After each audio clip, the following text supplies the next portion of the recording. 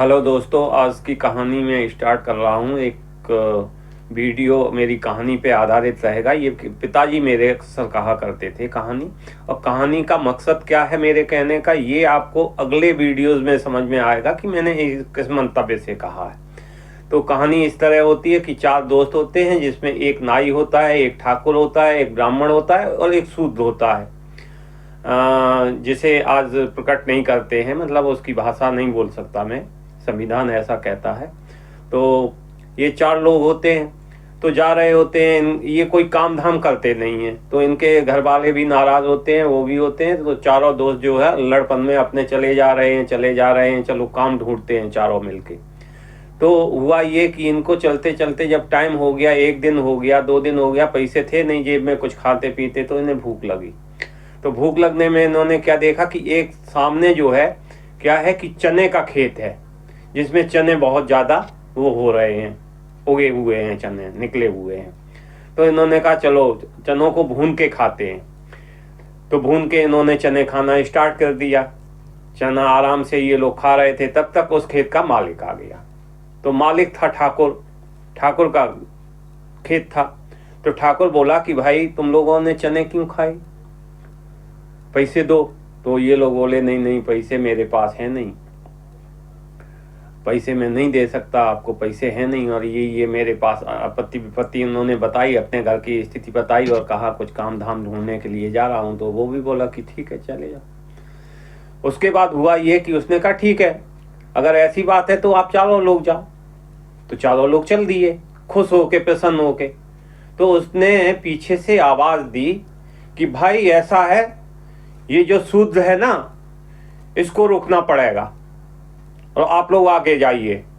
तो शूद्र आया, तो बोले कि शूद्र से कहा कि आप लोग वहीं खड़े हो जाइए, ये बोला, और शूद्र मेरे पास आएगा। तो शूद्र जब आया वो, तो उससे कहा गया कि भैया एक चीज बताओ, तो ये तो ब्राह्मण देवता है, मेरे भजन पूजन में काम आते हैं, और ये है नाई, ये भी जो है मेरे शादी विवाह में काम आता है, और ये है ठाकुर, मेरी जात बिरादरी का है, तुम हो शूद्र, तो तुमने चने खाए तो खाए क्यों। और दे लठ दे लठ दे लठ दे लठ उसको ढूंढ डाला। उसके बाद कहा अब जाओ। चारों लोग फिर चल दिए। फिर उसने रोका, कहा इधर रुको। कहते अभी आएगा ठाकुर मेरे पास, बात करनी है उससे, वो मेरी जात बिरादरी का है ना, बात करनी है मुझे। तो ठाकुर प्रसन्न होके गया, भाई जात बिरादरी का मामला है, बात करेगा। और जैसे ही वो पास में पहुंचा, दे लठ दे लठ दे लठ उसको भी ढूंढ डाला, पीट डाला उसने।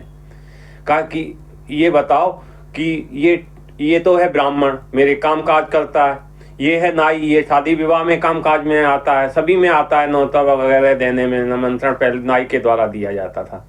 और तुम हो ठाकुर, जात बिरादरी के जरूर हो, लेकिन लड़ते रहते हो, ठाकुरों की कौम ही ऐसी है, तो तुम मेरे खेत में चने क्यों खाए।